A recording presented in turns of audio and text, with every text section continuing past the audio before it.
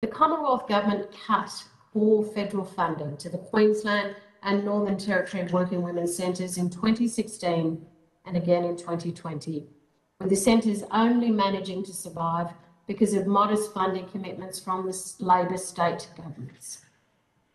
The Shadow Minister for Industrial Relations and Shadow Minister for Women wrote to the Attorney-General, Minister for Women and Minister for Women's Economic Security on the 27th of August, urging the Morrison government to provide urgent funding to ensure the NT Working Women's Centre does not close and to ensure there are properly funded working women's centres in all jurisdictions. And I would like to certainly acknowledge the Shadow Minister's strong and ongoing support for the work of the working women's centres, and particularly for the strong advocacy they've done to ensure the NT Centre can keep its doors open.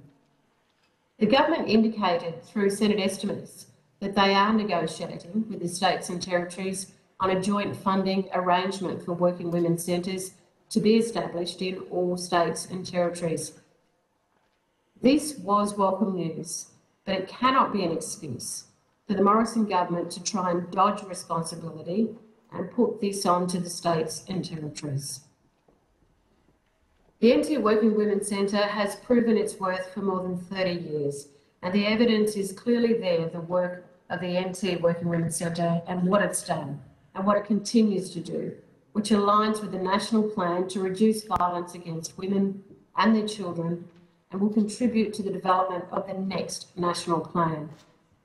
With the Women's Safety Summit planned for next week, I have no doubt the vital work of the working women's centres will again be highlighted. The time is running out for the NT Working Women's Centre. Women of the Northern Territory cannot afford for it to further reduce its services or worse, to close its doors.